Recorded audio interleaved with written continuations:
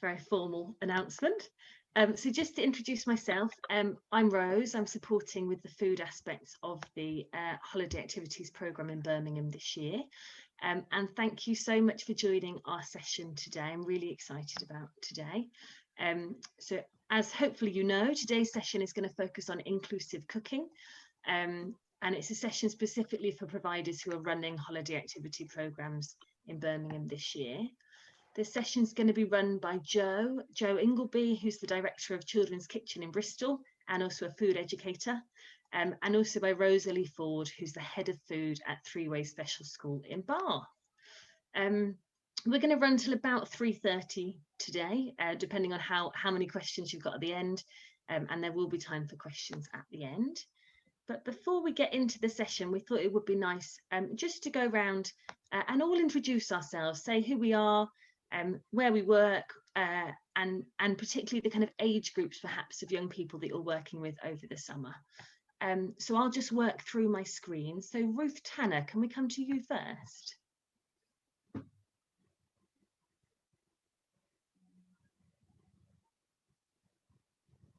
I think Ruth might be typing in the chat.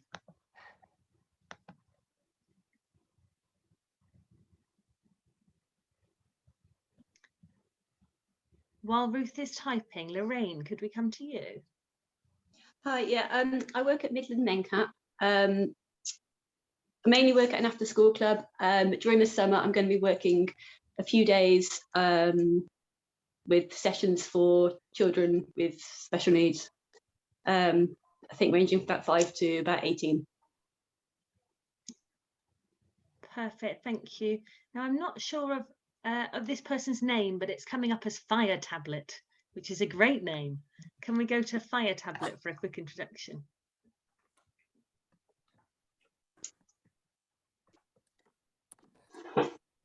Denise, that's you. You need to take yourself off mute.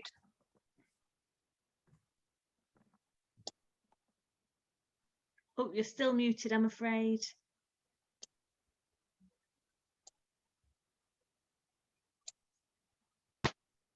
There we go. Yeah, I'm sorry guys, my laptop is broken, so I'm trying to do it from a tablet. But I also work for Midland Mencap in the after school club, and I will be doing sessions over the summer holidays. Brilliant, thank you. And Deborah, can we come to you next? Hi, yeah, so my name's Debs. I'm the operations manager for the children's team at Midland Mencap. So deliver short break sessions for children with disabilities across Birmingham, Worcestershire, Warwickshire and Coventry. So yeah, we're delivering the HAF scheme over our summer holiday provision with children aged 5 to 19. Lovely, thank you. And Amanda? Hi, I'm Amanda. I'm just eating my dinner, hence why I haven't got my picture on, because I've only just got this far. So I am a manager at Little Folks Day Nursery and After School Clubs. I'm guessing it's going to be 5 to 12-year-olds here, but we haven't actually had, you know, that sort of conversation or that confirmed yet. But I'm looking forward to it, whatever it is. So there we go. Brilliant, thank you, Amanda. And Michelle? Hi, I'm Michelle. I work at Fox Holly's Children's Centre and I'm administrator. And I've been told to do this course because obviously I've been volunteering, and we will be doing the holiday club over Oasis Blakenhall for a period of over 3-4 weeks for 3 days for the age group of 0 to 5. Lovely, thank you, Michelle. Natalie? Hi, I'm Natalie. I run Seven Socials Birmingham, one of the team there that have run holiday and out of school activities for children and families with children with additional needs, running right the way from pre-diagnosis, sort of 2 and 3 year olds, up to yeah, so officially 16, but we don't sort of say that children that are older than that can't take part, so we will be offering stuff for up to 19 year olds as part of the HAF programme over the summer. Lovely, thank you. Rachel, I think you're the last one on my list. Over to you.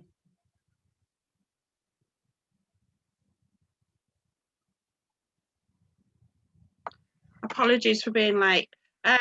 I'm Rachel. I'm from Rainy Community Creations, which is my own business, and I run workshops and that within the community from birth all the way up to very old age and more. And we're running our play scheme is for Key Stage 2, and I'm running it with West Heath Community Centre. Lovely, thank you, Rachel. Noelle, we're all just introducing ourselves and explaining a bit about the groups of young people we're working with over the summer. Oh, you're on mute at the moment. Okay, yeah, my name is Noelle Madai. I'm working for Sport for Youth. So we are working with young people from 8 to 16. So we are playing football, basketball. We are doing all sorts of sports. So at the moment, we are organizing a competition. We start on the 21st with all those young people.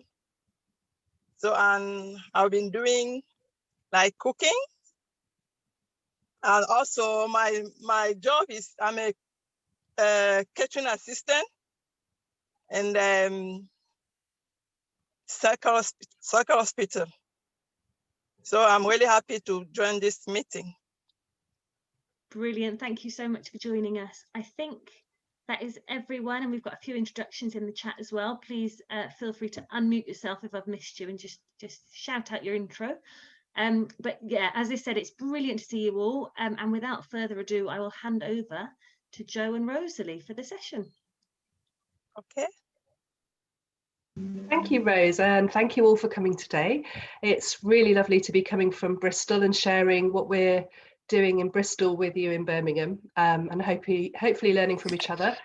My name's Jo Ingleby, and I'm the director of the Children's Kitchen, which is a Feeding Bristol project working across the city in the most deprived wards. Mainly during term time, we work with early years children and also the families who attend food clubs. We have 16 food clubs across Bristol where families can access Fair Share food and learn about cookery and take part in demonstrations and hands-on workshops. During the holidays, we'll be delivering hands-on sessions with children and with families through the whole of the summer holidays. And some of those are children cooking, some of them are us cooking for children, so it's a mixture of the two. And I'm joined today by Rosalie Ford, who I'll let introduce herself so that you know who she is.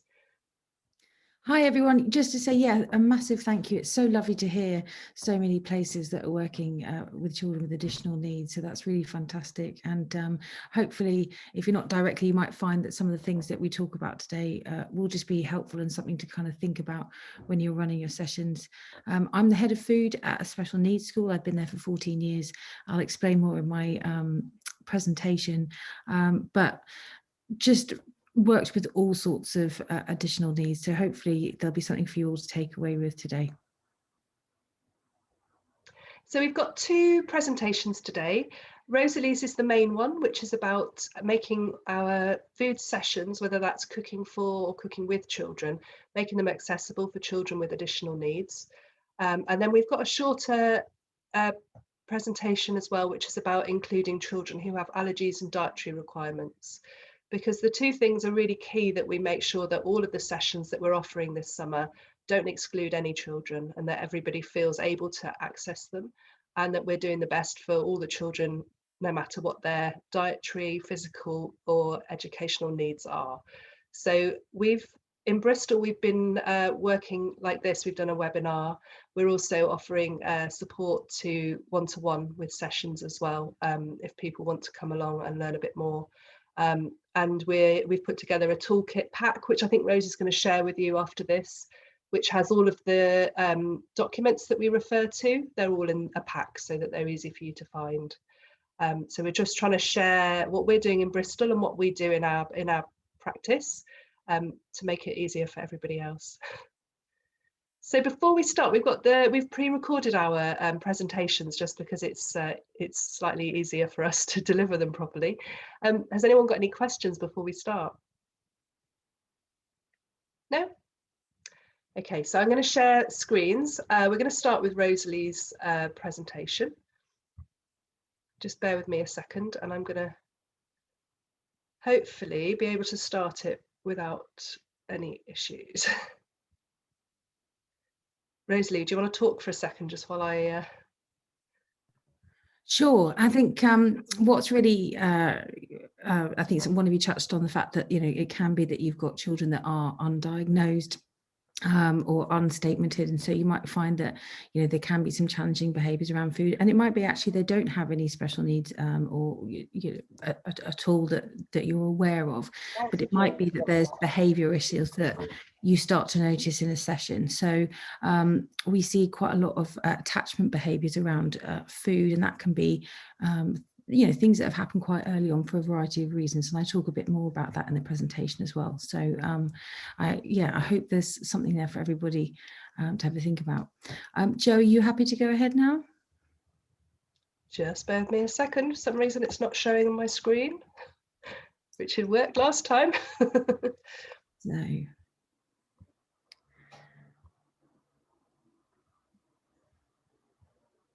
Okay. I'm going to start with the dietary requirements one, and I'd work on the tech side of it while we're... Rosie, maybe you could share screens from your side. Yeah, let me have a quick look. I'll start with the inclusive cookery dietary requirements instead. Okay. Fantastic. I'll text you, Joe, if we need to. Yeah, sure. Okay.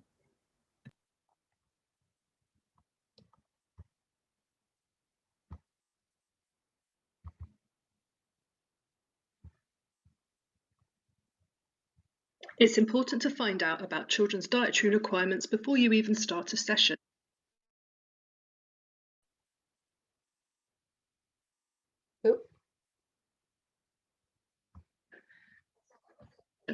This involves talking with parents and filling in a consent form before serving a lunch or cooking a meal with children. In any group of children, there will be lots of different dietary needs, but it's really important that we find out about allergies in particular, which could be threatening, and also whether children have any different cultural or religious reasons that they are not eating certain types of food. You may need to shop for special dietary products such as dairy-free or gluten-free, and you may need to buy some halal meat or some vegetarian products. You should aim to make all the children feel included, no matter what their diet is, but it can be a really good opportunity to talk to children about different diets and different preferences, and also helping them understand about the importance of understanding allergies. If you are doing more than one session, it's good to spend the first session doing an activity which is allergen-free. By allergen, we mean the 14 allergens that are recognised by the Food Standards Agency. They are celeries, gluten, crustaceans, eggs, fish, lupin, milk, mollusk, mustard, nuts, peanuts, sesame seeds, soya, and sulfur dioxide. Some of these sound a little strange. The ones that we need to worry about most and that are most common with children are gluten, eggs, dairy, milk, mustard, and nuts. Sesame seeds can also be a common allergy with children. If you find that you have a child with food allergies in your session, you need to make sure that they can safely join in. This will mean buying separate products for them or making sure that the ingredients used are allergen-free. To do this, you need to make sure you know what you're serving, particularly if you're buying anything that's shop bought, such as breads or dairy products or sauces. Generally, we don't use nuts in food sessions with school-aged children because most schools are now nut-free. Be aware of allergens that are hidden in shop-bought products. It's worth knowing about the common hidden allergens before you start buying ingredients, as these are the ones that are easy to make mistakes with. Gluten is often present in sauces, and it's also present in soy sauce. You can buy an alternative called tamari, which is wheat-free and is also slightly stronger.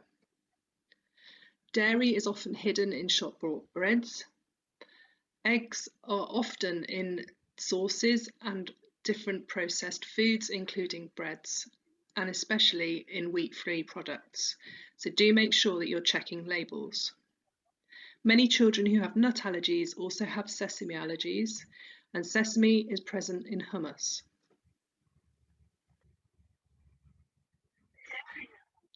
It's a legal requirement to record all of the allergens present in food that you're serving if you are a restaurant or a cafe. So therefore, it is also a requirement if you're cooking food for children or with children. These are called allergen matrix, and they are available from the Environmental Health website or in your toolkit pack. They're easy to complete, they're just a few minutes, and they can be the difference between making a mistake that could be life-threatening to a child. They're also a way of reassuring parents and children that you're thinking about the ingredients that you're using. Make sure that you think through every ingredient. So if you're making a wrap with mayonnaise, you need to list the contents of the wrap. You also need to include the wrap and the mayonnaise. Keep this paperwork handy and accessible so that if people need to check, or if a child has a reaction to something, you can actually check what ingredients are in there. These are your record of what you're using, and they are something that shouldn't be taken lightly.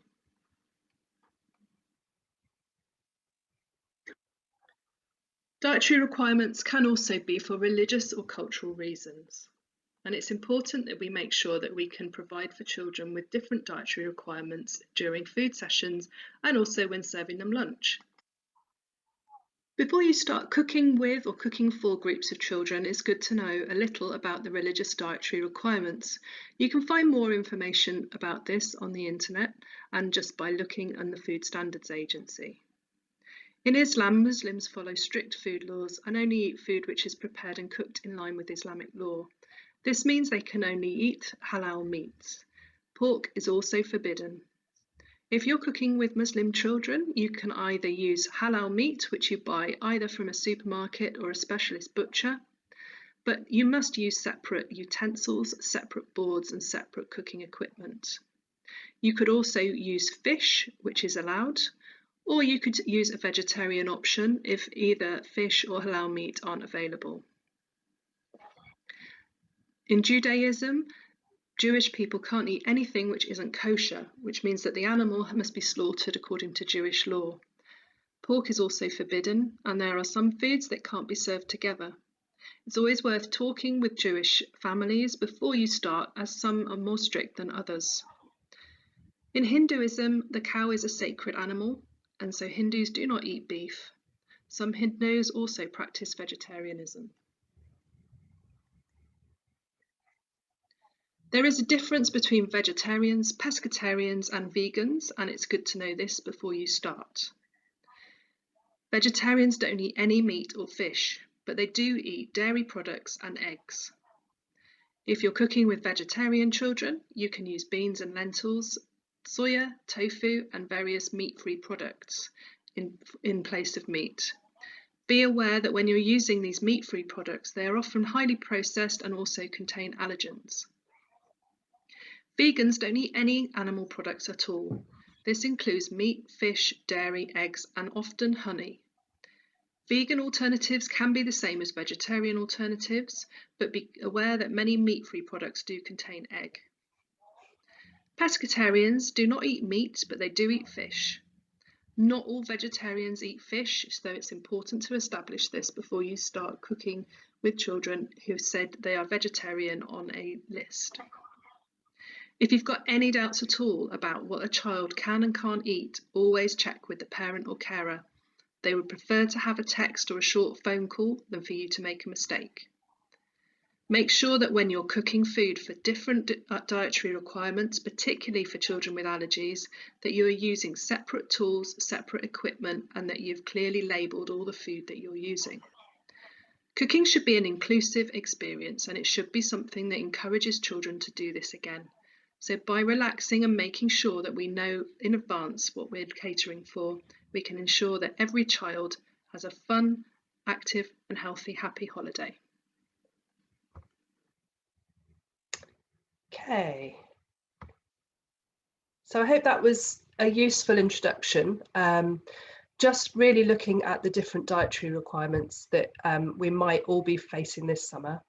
I don't know, afterwards we're going to have a short question and answer session. So if you have any questions coming out of that, or in particular about cooking with children or cooking for children, please store them for later. We're going to have a look at Rosalie's presentation, which she's just getting lined up now, as my screen sharing is not working. Rosie, are you okay to go? Yeah, I've got it all up here. Can you see it at all? Yeah, all good. You can see the video, everyone? Yeah. Perfect, okay. On inclusive cookery, cooking with children with additional needs or dietary requirements. Hello, my name is Rosalie Ford and I am the Head of Food Technology at Three Way School. We have 220 pupils with a wide range of special educational needs, and I've taught here for 14 years. My lessons vary and are aimed at ages 4 to 19 with a broad spectrum of needs and behaviours.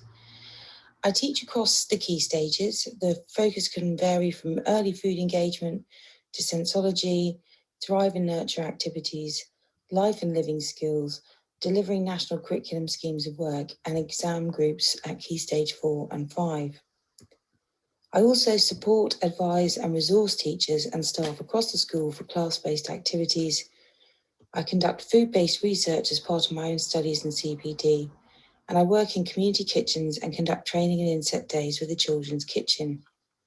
And for the last few years, I've consulted and provided case studies for the British Nutrition Foundation's primary, secondary and SEND documents on the characteristics of good practice in food education.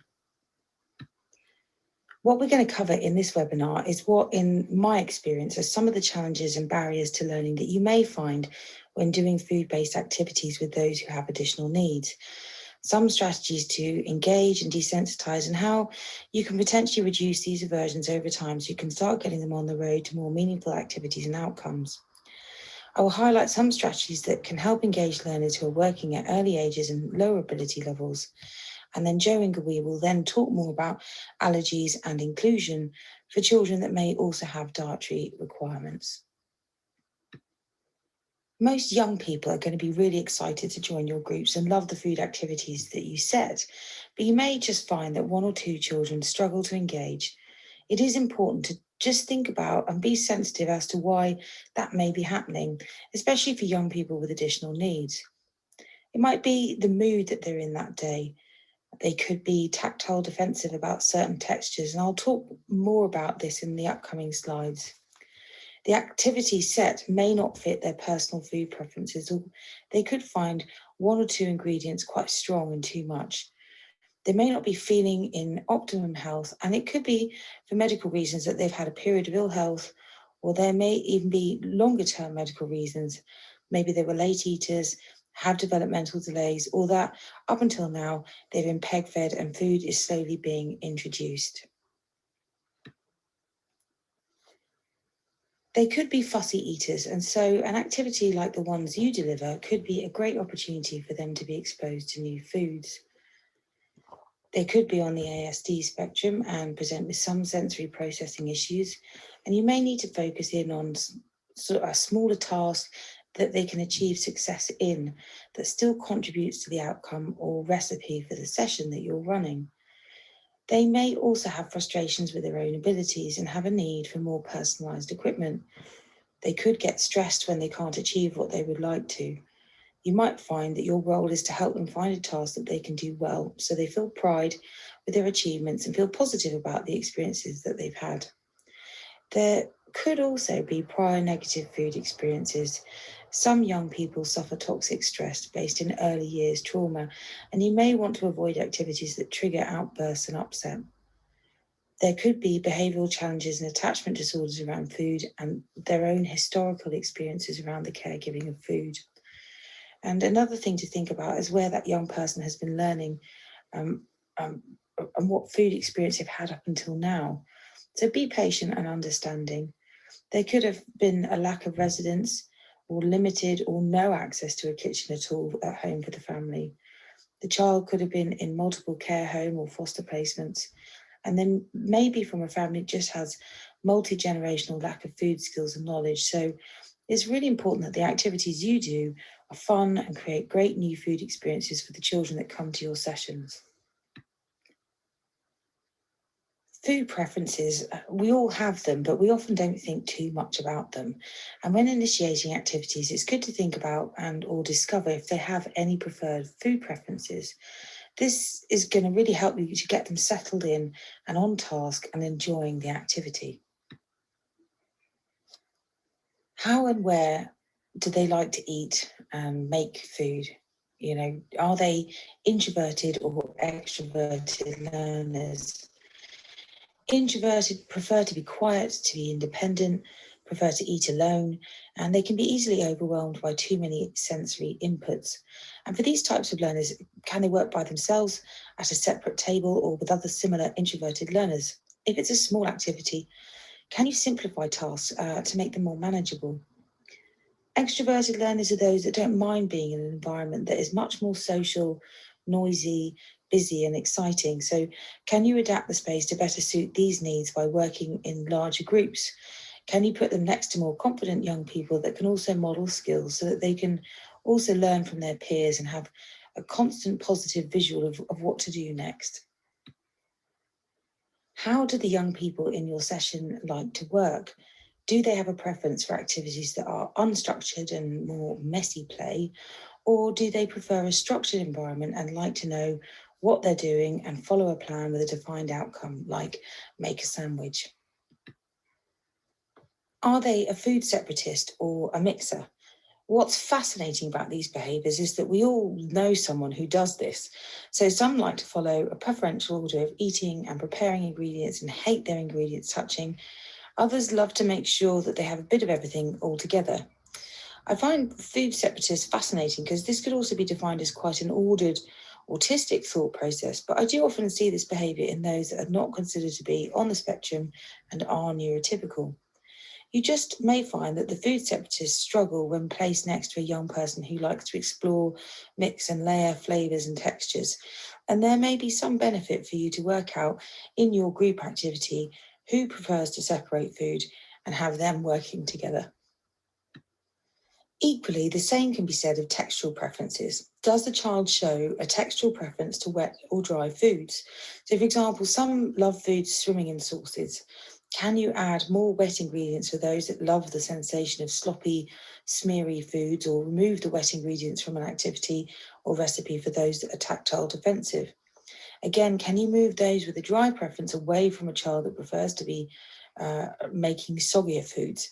If this is not possible, can they use gloves, or you can help them by doing hand-over-hand work? The most important thing is to initiate engagement through a preferred preference activity and have a positive, fun food experience. As they make progress, you can always try and see if you can slowly reintroduce those aversions over time. When broadening food experiences and learning about new fruits and vegetables, you might come up against a child who has a total unwillingness to explore or cook or choose them altogether. And it can be because, is the child convinced that you're going to make them eat it? Avoid the pitfalls of using language like you must or you will use this, and try and inspire them by asking, well, could you make this meal for a friend or a parent or carer, staff member, relative, or even a cartoon or a favourite game character? For example, if they love Minecraft, can they make a fruit salad in the style of Minecraft scenery? It can also be down to something as simple as someone else has touched their food, so always check. And another strategy that I find particularly successful is to sit a pupil next to a child that enjoys the food they're not willing to eat. Never underestimate the fear of missing out. You can structure a design and make activity like a salad bar with the ingredients in front of them, and you'll often find that as other children take the ingredients, they think, well, wait, I won't have any if I don't get in there and grab some too, resulting in them including and trying those foods they would not touch if you'd asked. It's also important to note that most parents would consider their children to be fussy eaters, so remember to regularly share successes and food choices with parents and carers so that they can build on these experiences at home.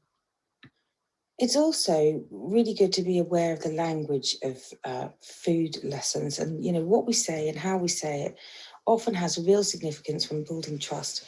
So avoid the language of pressure, you must finish this, or bribery, if you eat or make this, you can then play or finish the task.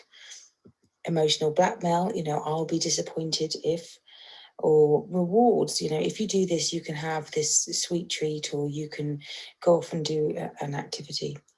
And also punishment, if you don't do this, you won't be joining. So I'm just going to go over some inclusion examples and some things to think about. Think about the child's position, are they seated in a way that they can access the activity without hurting their backs? Are they orientated on the task so that it won't hurt them physically? Can they reach the task you have set and feel included? And make sure, you think about how they are seated or standing at the table where they're working. It's not too high or low, but gives them a fair and equal access to an activity. Can they see you and the other children in the group? And if they are eating or nibbling at ingredients in the task and are seated, are they upright so that they don't choke? With the visually impaired, can you source brightly coloured equipment? Think about the ingredients they're working with. Are they distinctive on the chopping board and against other equipment that they're using? If indoors, is the setting well lit? Can they find the items they need easily, or is the table or task quite cluttered? Make it easy for them to reach and introduce items only as required once they've finished a task. And that's particularly important, especially when they could be profoundly quite blind. So, it's important that they can feel their way around a task without being unsafe, and you feel happy that they are, encouraged to explore, but also with you keeping an eye on your risk assessments. With the hearing impaired, make sure that the child can see your face and that you explore the visuals of food together. Can you introduce any simple signing and role play the actions required, demonstrating visually by miming or demonstrating the skills needed to complete a task? Also remember to give a thumbs up and encourage them, and give and receive good eye contact and engagement. I do want to reassure you not to feel frustrated that you don't feel like a child in your group is making progress.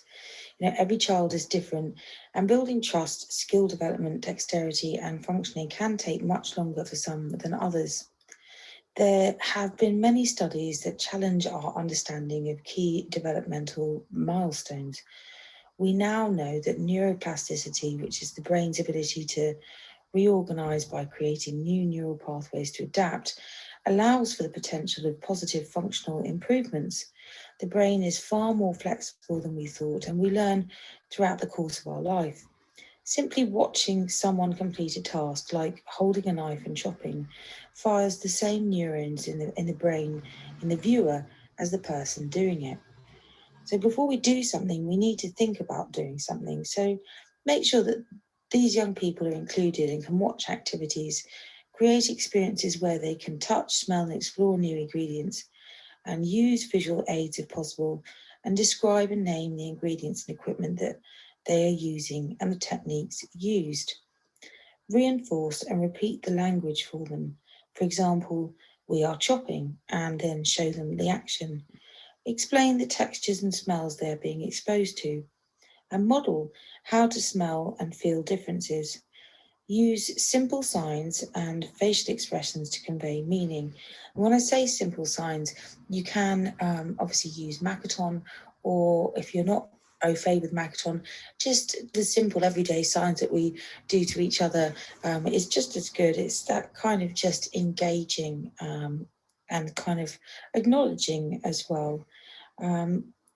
Also, be aware of your body language, be positive and have an open frame, and use sounds too. So much can be said without saying a word.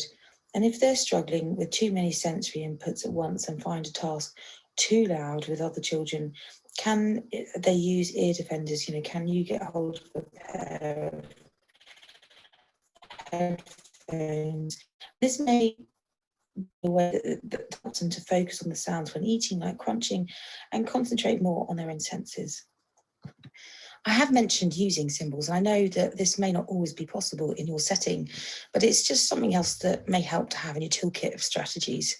I use Toby symbols, which are true object-based icons, and these are just real images of food that you can find anywhere on the internet, and you can cut around the shape, and if you have the time and the resources, laminate them.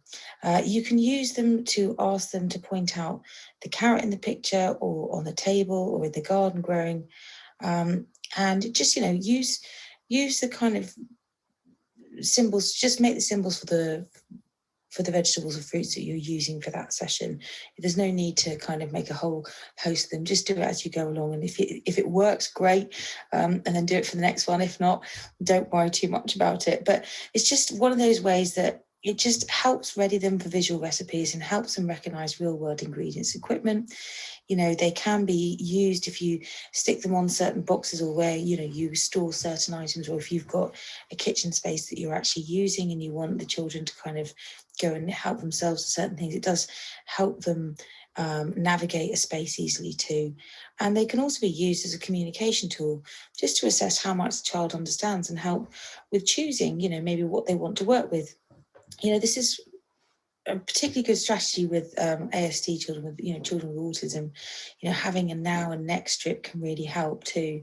So, for example, you know, you'd say, well, first we're going to grate the carrot, and then we're going to rip the cabbage, and you'd have the picture of the carrot, and then you'd have a picture of the cabbage, you know, symbol next to it.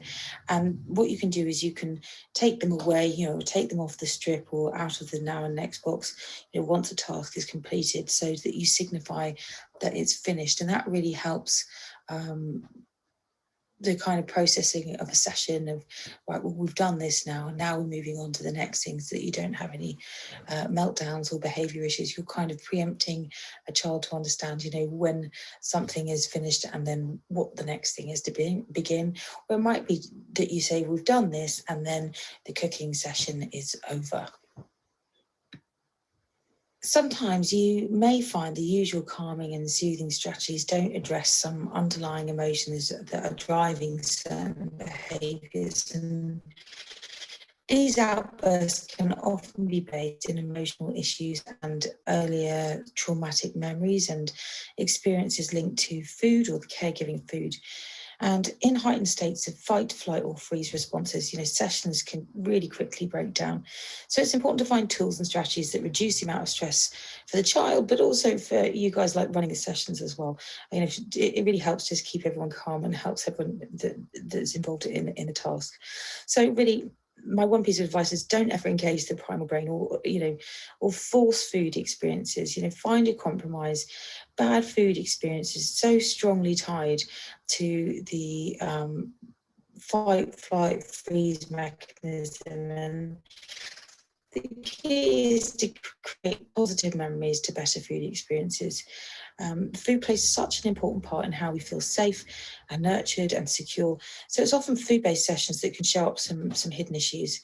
And there are grounding, calming techniques that you can use, all with the added benefit of being sensory, that build gross and fine motor skills, and they improve dexterity and engage the senses. So when in a heightened, anxious or angry state, there's nothing more fun than taking your stress out on a lettuce by ripping the leaves. I find that a child has never managed to get to the centre of a cabbage without calming down and giggling. And what you have at the end is the beginning of a salad or a coleslaw. You know, holding the weight of a melon or pumpkin is very centering too. And I always have lots of carrots and crunchy veg, as chomping and crunching also has the ability to calm through proprioceptive input to the jaw, which aids self-regulation and helps the child to focus. You know, whittling a parsnip or a carrot with a peeler improves skill. It's very satisfying, and you can often, you know, if you do have an oven, bake them at the end and make vegetable crisps, or just again turn it into a coleslaw. You know, using a juicer or push blender also provides instant gratification and feedback too, and the child gets a juice or a salsa out of it. So try and turn negatives into a positive for the child, but very cleverly done so that you don't have a kind of confrontation. Try and kind of like go, oh, what can we do here? And see it as a learning opportunity. Remember the importance of sensory play. You know, there doesn't always need to be an outcome. You know, every opportunity around food is great because it builds gross and fine motor skills, and that's what's really important. It might be that a young person loves the herbs, so you spend a session just exploring the smells and flavours and textures and build towards making a dressing or a salsa verde. You know, you can add a bit of water to spices and let the young person explore and finger paint with those, or with just a soft spaghetti brush or leaves. You know, popping pomegranate seeds and peas out of their jackets is infinitely satisfying and aids their dexterity. You know, ripping edible flower petals and, you know, just let them explore sort of a certain thing and then support a young person. So by maybe you could help them build the other parts to a salad so that they can add the ingredients they've been working on, but take home something that they want to share and show off. So help them see the purpose of the small task and how it builds to a bigger recipe. When planning a session, what learners do you have? Do you already have some idea about the behaviours or the needs of the children attending? Can you be prepared ahead of the session?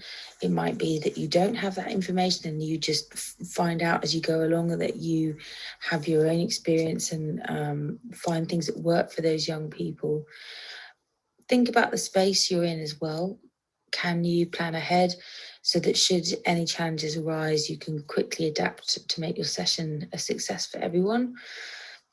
Do you have access to resources that you may need, or do you need to make or source any? That might be equipment, but it also might be thinking about preparing the vegetables. So if you've got butternut squash or sweet potato, that would be great if you could soften them up so that it's much easier for young people to chop through or even mash. Do you have any other resources? So we talked about the symbols or other kind of things that you might suddenly decide half your class to switch up if something is not working. Build your toolkit of equipment and resources and have a variety of items like bowls and chopping boards in varying colours. Think about physical needs as well. It might be that for whatever reason a knife doesn't really work for a young person who's got problems gripping and they can't quite get purchase on a handle, and it's much easier for them to hold something from the top, and that's where a plastic dough blade comes in really usefully and makes a great knife.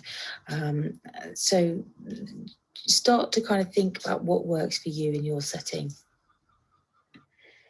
Finally, it's important to note that by you providing enriching and varied experiences in food, we can reduce the likelihood of young people eating a limited diet and increase the possibility of them accepting healthy foods.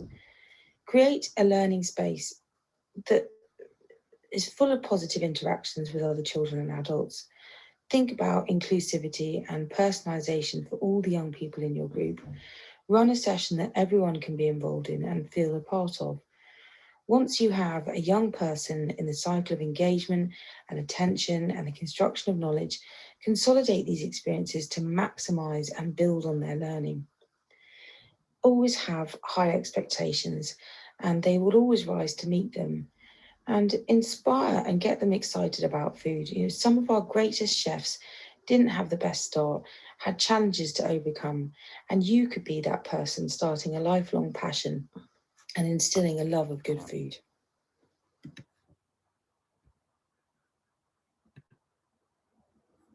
Okay, so I hope that was helpful. I'm sorry if there was bits where it was sped up and there was a bit of a van outside, so apologies for that. Thank you, Rosalie. I find it really useful when I'm working with the children I work with to bear everything in mind. It'd be good to give you a chance to ask questions and to give us any feedback or relate it to the work that you're doing over the summer. So we're going to get Rose to just kind of direct this a little bit because I don't know who you all are. Lovely. Yes. So if anyone has got questions, feel free to pop a hand up and we can come to you, or if you'd rather not speak on the recording, feel free to type questions in the chat as well, whatever you feel most comfortable with.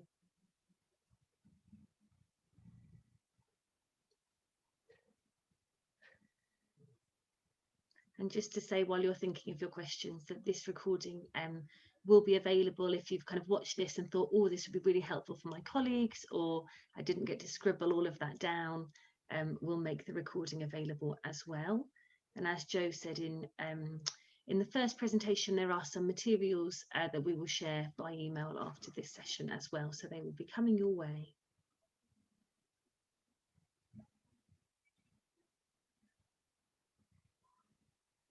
Any questions at all?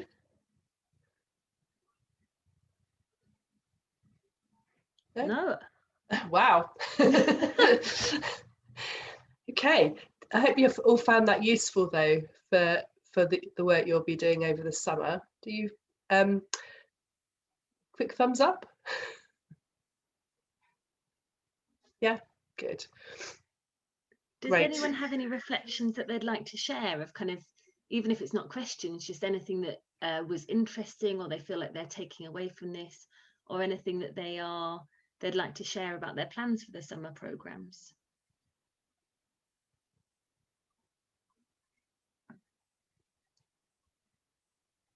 Wow, I think we've shocked you all into silence. Well, we won't fall. Oh yeah, Rachel, let's come to you.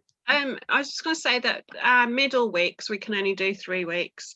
Our middle week is all based on food, and so each group of children will have an opportunity to cook for everybody else, or to provide food for everybody else. So at the moment we're looking, because we've got this sort of like, it's the Commonwealth Games, Olympics if it does happen, theme running all the way through.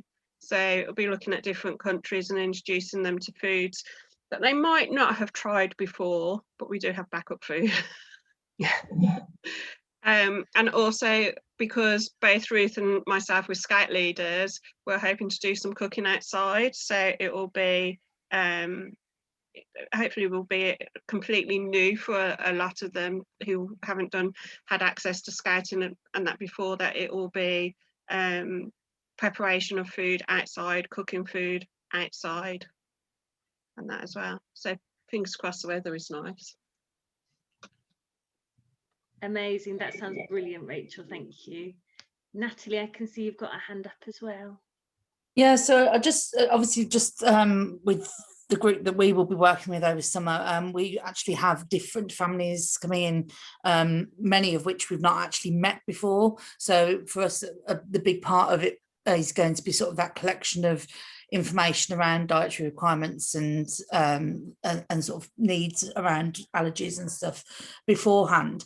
But certainly something that we've experienced, that having done on a much smaller scale in previous years, sort of the snacks and the food during the holidays, where we've tried to sort of encourage the theme of healthy eating. Some children, in fact, actually one of my own, he is very, very keen to get involved in that healthy eating kind of idea, and is like, oh yes, I've done this, I've made this, I've used for this vegetable and that vegetable, and he's very keen to have a go. But then actually when it comes to him trying it really is a barrier. So I think just to reinforce really what Rosalie was saying, around some of the children sort of might not want to necessarily do it for themselves to eat, and kind of trying to remove some of that pressure. I think we've certainly found that, like, obviously we encourage families to come along and attend our sessions, so we try to get the whole family involved, and sometimes we find that parents can be a little bit like, oh, you've made it, you've got to eat it now, which unfortunately sometimes kind of leads to more barriers when it comes to sort of experiencing those new foods and perhaps healthy foods that they've struggled with before. Natalie, that's so great to say that. I think that's so important to kind of mention, because the way that it's all really tied to our primal brain. You know, the more that we try to force something, the more it becomes a bigger issue. And I think, you know, as I try to sort of state, you know, it's best to try and de-escalate a situation, and, you know, diffuse and deflect and try a different approach if it's not working, rather than trying to hammer home something, because it just might even get to the point that the young person doesn't want to turn up at all, and you know, they don't want to come to your group. And I think also it's sometimes, you know, everybody has their own food issues as well, and to bear that in mind, both with parents that are coming to your session, but also with some of the people that are also running the session with you. I work with 200 members of staff, and I have done for some time, and that they can also bring their own issues. Oh, you don't want to eat that, or so just obviously don't have, you know, try and kind of state at the beginning of the sessions, you know, what your aim is when you're running, that, you know, you want people to have a positive experience, and that you've got healthy approaches to food. But also, if you're noticing that perhaps there is an issue with a parent saying something, maybe try and see if you can try and kind of orientate the session that you move the parent slightly out of the way, or you try and change that dynamic, and just be conscious of what, you know, if any of the other team members of what they're saying, and if there's, you know, ways you can say, well, actually we're just exploring it, and learning more about it. And I think it's really important to think that, you know, it is about expanding children's understanding things. It might be that prior to this session they've never even seen, you know, certain fruits and vegetables, and that would be the same for the parents as well. So it's just about saying, oh, well, this is interesting, isn't it, and not you know, making it too much of an issue. But yeah, thank you, Natalie. Thank you. And just to say, for anyone that's found this session helpful but is left wanting even more information, or kind of a bit more input before your programs begin, we've got a couple more sessions running this week. So we've got a session tomorrow, 2:30 till 3:30 p.m, so the same time but tomorrow, about hands-on food workshops for children and families. And then on Wednesday of this week at 4:30 p.m, there's a session looking at preparing cooked lunches for children, and you can sign up for both of those through the same way that you signed up for this, and again they'll be recorded as well. Also, through that website that you signed up for this on, where there's the whole long list of all the training available, you can also do some kind of online courses. So there's one, an allergy awareness training, and you can do your level 2 food hygiene training through that site as well. So feel free to go back to that page if you want to sign up to any of those sessions. Any final questions before we bring things to a close? No? Okay, well, just to say a massive thank you to all of you for taking the time for this. I hope you found it as useful as I did, and thank you for your lovely comments in the chat as well, and a massive thank you to Joe and Rosalie. I found that a really kind of thoughtful and practical session, so thank you very much. Okay, folks, I'll leave you to your afternoons. Bye-bye. Thank you. Bye. Bye. Goodbye. Bye. Thank you. Bye. Thank you.